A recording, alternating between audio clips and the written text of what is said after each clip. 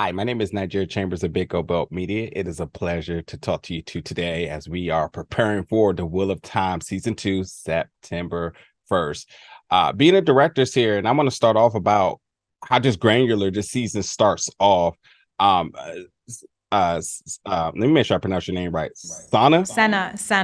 Sana. Okay, yes. Senna, yeah. Sana. Yeah. So Yeah. I'm familiar with your work, and one Yes. thing about you is that you really do have a sense of like family, community, and heart within a lot of your projects, which is exactly what you see in these early parts of this episode. And Tom is somebody that I've seen a few of your projects.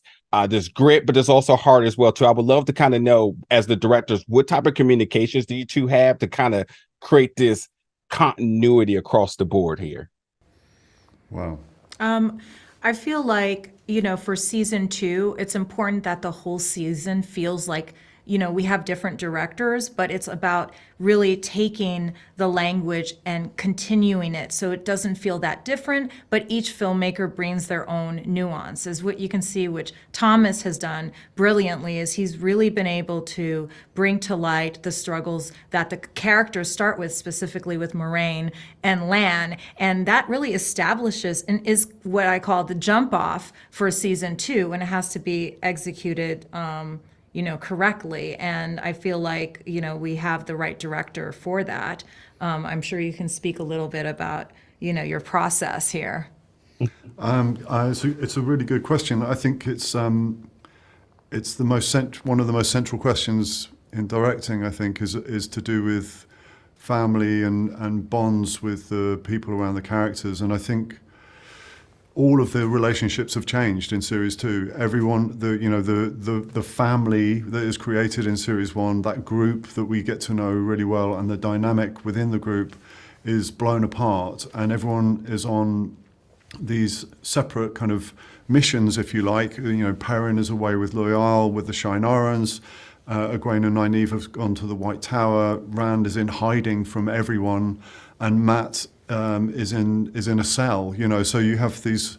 All of the relationships have changed, and so the challenge, I think, building the first entry into the series is how do the characters respond to these new characters that they're faced with, and the new kind of storylines that they're following. So we worked a lot on rehearsal. We worked a lot, with the actors working, actually at my apartment on the weekends. We would put food out and have these sessions where we just really work off the page and talk a lot about the scenes, because that's where it all starts. So that was my process, was just really kind of trying to build relationships with the actors and understand what they felt about their characters as well. Brilliant, because I mean, considering season one was during the pandemic, and now being able to host, gatherings like that, it's a sense of community as family within the crew, but also now shows within the production. That's amazing answer. Thank you so much for that. For my final question here, I want to know, looking at these character arcs from season one into season two, the introduction of some of these newer characters in there, who has been some of the storylines that you all have been most fascinated with throughout the journey? I think that for season two, which is really great, we have some new characters that we encounter. I'm very excited about many. I don't want to leave any out, but for example, Ayula Smart, who plays Avienda, part of the Aiel. She's brilliant in it. We have Karima McAdams, who's the High Lady Sarath, who is fierce in it as well. We've got Zelia Ramirez, who plays Rena. I mean, there's so many different characters. And also we're able to kind of sit a little more with like Matt and Min, which is great. I mean, there's just so much to the table. Again, to mirror what Thomas was saying, it's like the characters are completely scattered. So now we have to deal with, like, for example, what Perrin has to do solo and what he's fighting with the wolf visions and all of that stuff. So, I mean, there's just so much for season two. It's quite exciting. Yeah.